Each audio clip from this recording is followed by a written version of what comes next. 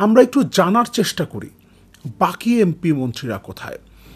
শেখ হাসিনা তার বোনকে নিয়ে দেশ থেকে পালিয়ে গেছেন 5ই আগস্ট। 5ই আগস্টের আগে 30 থেকে 40 জন সাবেক এমপি মন্ত্রী দেশ থেকে পালিয়েছেন, কিন্তু এর বাইরে বেশিরভাগ এমপি মন্ত্রী এখন পর্যন্ত দেশ থেকে পালাতে পারেননি। এদের সাথে আছে সরকারের আরও প্রভাবশালী ব্যক্তিরা। তাহলে তারা কোথায় আছেন সেই উত্তরটা আমরা খোঁজার চেষ্টা করব, এবং সেনাপ্রধান আমাদেরকে সেই উত্তরটা দিয়ে দিয়েছেন।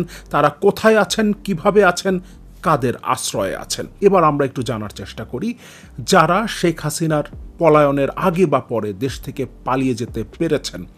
সরকারের যে সকল এমপি মন্ত্রী কিংবা সরকার সংশ্লিষ্ট অন্যান্য প্রভাবশালী যারা পালাতে পেরেছেন, তাদের বাইরে যারা দেশে আছেন তারা এই মুহূর্তে কোথায় অবস্থান করছেন সে ব্যাপারে সেনাবাহিনী প্রধান আমাদেরকে একটা স্পষ্ট ধারণা দিয়েছে। আমরা একটু রিপোর্টটা দেখি। তাদের জীবনের যে হুমকি আছে সেটার জন্য আমরা আশ্রয় দিয়েছি সেনাপ্রধান। সেনাবাহিনীর প্রধান জেনারেল ওয়াকারুজ্জামান বলেন, কারো যদি জীবন বিপন্ন হয় ধর্মবর্ণ নির্বিশেষে অবশ্যই আমরা তাদের আশ্রয় দিয়েছি।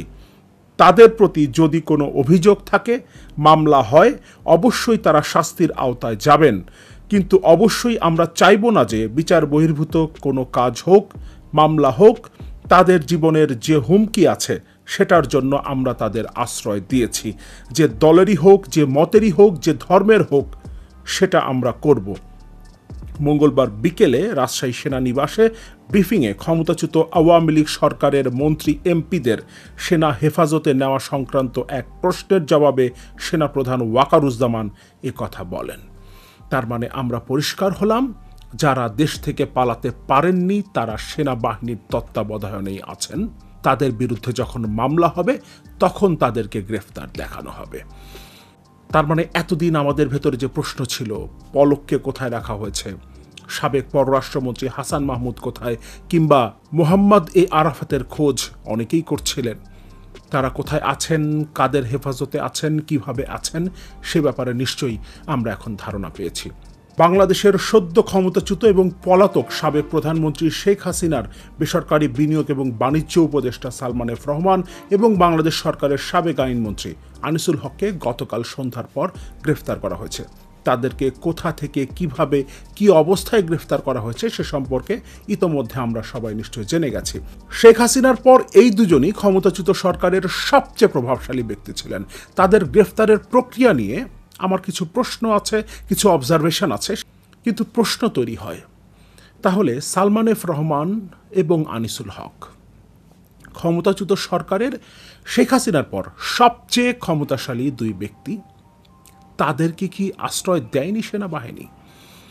তাদেরকে যেভাবে গ্রেফতার করা হলো, যে অবস্থায় গ্রেফতার করা হলো, যেখান থেকে গ্রেফতার করা হলো, তাতে কি আমাদের ভেতরে কোনো প্রশ্নের জন্ম দেয় না? আসলে গত 15 বছর ধরে এত এত নাটকের স্ক্রিপ্ট আমরা দেখেছি, গ্রেফতারের স্ক্রিপ্ট দেখেছি, গুম করে রাখা হয়েছে অনেকগুলো দিন, তারপর একটা স্ক্রিপ্ট সাজিয়ে, একটা নাটক সাজিয়ে গ্রেফতার দেখানো হয়েছে। ক্রসফায়ারের কত নাটক আমরা দেখেছি। সেই স্ক্রিপ্টের সাথে আমরা পরিচিত হতে হতে এখন আমাদের মধ্যে সন্দেহ তৈরি হয় যে অবস্থায় তাদেরকে গ্রেফতার করা হলো, এবং তারা পালিয়ে যাবার চেষ্টা করছিলেন নৌপথে, এটা বলা হচ্ছে পুলিশের পক্ষ থেকে। তাদেরকে আন্তর্জাতিক রুটের কোনো জাহাজ থেকে গ্রেফতার করা হয়নি, তাদেরকে গ্রেফতার করা হয়েছে ঢাকার সদরঘাটের কাছাকাছি পাগলা বন্দর থেকে। এবং যে অবস্থায় তাদেরকে গ্রেফতার করা হয়েছে আমরা নিশ্চয়ই দেখেছি। সালমান এফ রহমান দাড়ি কামিয়ে ফেলেছেন। আমরা এতগুলো বছর ধরে তাকে সাদা দাড়ি এবং সাদা চুলে দেখে এসেছি, কিন্তু আমরা হঠাৎ করে দেখতে পেলাম কালো চুলের একজন মানুষ যার কোনো দাড়ি নেই, কিন্তু আমরা পরিষ্কার দেখতে পাচ্ছি তিনি সালমান এফ রহমান। অত্যন্ত প্রতাপশালী একজন ব্যক্তি। সারা পৃথিবী থেকে যখনই এদেশে কোনো অতিথি এসেছেন তারা সালমান এফ রহমানের বাসায় ডিনার করেছেন। শেখ হাসিনা যদি বিদেশ সফরে যান তাহলে তার সফর সঙ্গী হিসেবে অবশ্যই সালমান এফ রহমান থাকবেন, এবং শেখ হাসিনার বাইরেও তিনি অনেক গুরুত্বপূর্ণ বৈঠকে অংশ নেবেন। কোনো কোনো ক্ষেত্রে আমরা দেখব সারা পৃথিবীর বড় বড় সব নেতাদের সাথে অফিসিয়াল বৈঠকের পাশাপাশি ব্যক্তিগত পর্যায়েও তিনি দেখা করছেন, বৈঠক করছেন। সেই সালমান এফ রহমানের আজকে এই পরিণতি। আইনমন্ত্রী আনিসুল হক, সাবেক আইনমন্ত্রী আনিসুল হক কতটা প্রতাপশালী একজন ব্যক্তি ছিলেন আমি বেশ কয়েকবার রিপিট করেছি আমার এই ভিডিওতেই। শেখ হাসিনার পর ক্ষমতাচ্যুত সরকারের সবচেয়ে প্রভাবশালী দুজন ব্যক্তি, তারা যে অবস্থায় গ্রেফতার হলেন, যেখান থেকে গ্রেফতার হলেন, তাতে আমাদের মধ্যে সন্দেহ তৈরি হয়। সদরঘাট থেকে ওনারা কোথায় যেতে চাচ্ছিলেন? বরিশাল কিংবা চাঁদপুর, অথবা যদি মাঝপথে কোথাও নেমে যাওয়ার চিন্তা থাকতো তাহলে পদ্মার আশেপাশে কোথাও, ফরিদপুর, মাগুরা। দেশের মধ্যে তারা যেখানেই অবস্থান করেন না কেন, তারা কি নিজেদের পরিচয় গোপন রাখতে পারতেন? তাহলে কেন তারা এই পথে নৌ রুটে পালিয়ে যাবার চেষ্টা করছিলেন? আমরা কি আরেকটা নাটকের স্ক্রিপ্ট দেখলাম? এই বাংলাদেশে আমরা কোনো নাটকের স্ক্রিপ্ট দেখতে চাই না। যাদের বিরুদ্ধে মামলা হবে তাদেরকে গ্রেফতার করতে হবে এবং যথাযথ আইনি প্রক্রিয়ার মাধ্যমে, এবং অবশ্যই বিচার বহির্ভূত কোনো হত্যাকাণ্ড এই দেশে হতে দেওয়া হবে না, কোনো গুম হবে না।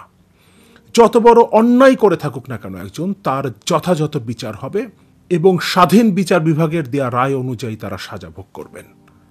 আমাদের মনে প্রশ্ন তৈরি হলেও আমরা এটা নিশ্চিতভাবে বলতে পারি না গত 15 বছরে আমরা বিভিন্ন সময় গ্রেফতারের যে নাটক দেখেছি সেরকম কোনো স্ক্রিপ্টেড নাটক আমাদের সামনে সাজানো হয়েছে কিনা।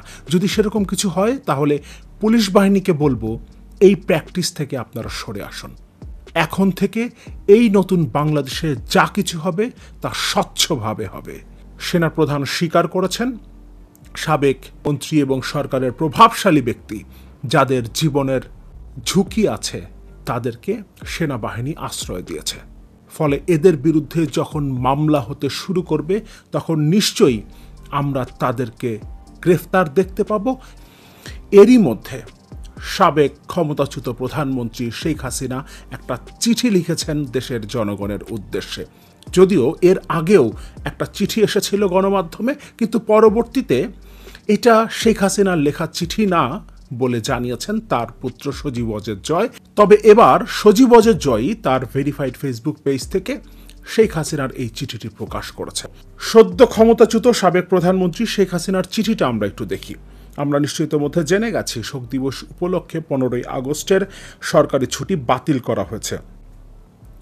চিঠিতে শেখ হাসিনা বলছেন, গত জুলাই মাস থেকে আন্দোলনের নামে নাশকতা, অগ্নিসন্ত্রাস ও সহিংসতার কারণে অনেকগুলি তাজা প্রাণ ঝরে গেছে। ছাত্র, শিক্ষক, পুলিশ, এমনকি অন্তঃসত্ত্বা নারী পুলিশ, সাংবাদিক, সাংস্কৃতিক কর্মী, কর্মজীবী মানুষ, আওয়ামী লীগ ও সহযোগী সংগঠনের নেতাকর্মী, পথচারী এবং বিভিন্ন প্রতিষ্ঠানে কর্মরত যারা সন্ত্রাসী আগ্রাসনের শিকার হয়ে মৃত্যুবরণ করেছেন তাদের প্রতি শোক জ্ঞাপন করছি এবং তাদের আত্মার মাগফিরাত কামনা করছি। স্বজনহারা বেদনা নিয়ে আমার মতো যারা বেঁচে আছেন তাদের প্রতি সহমর্মিতা জানাই।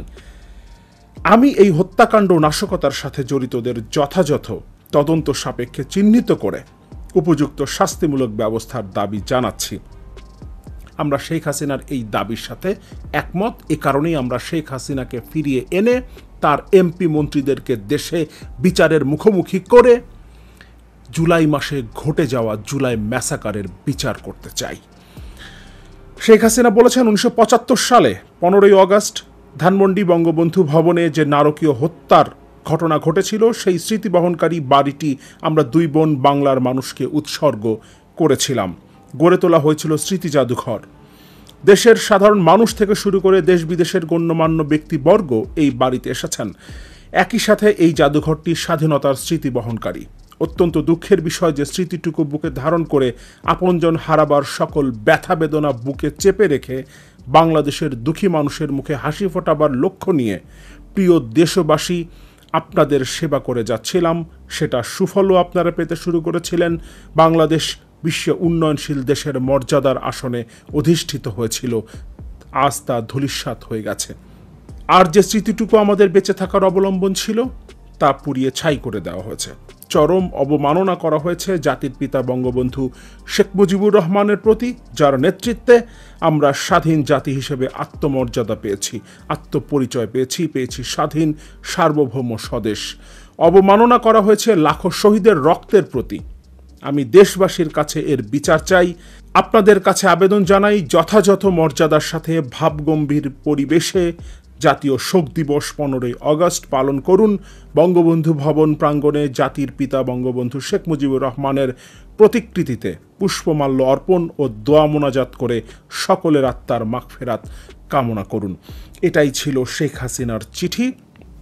এই চিঠি নিয়ে আমার কোনো মন্তব্য নেই। আপনাদের যদি কোনো মন্তব্য থাকে তাহলে কমেন্টে জানাতে পারেন।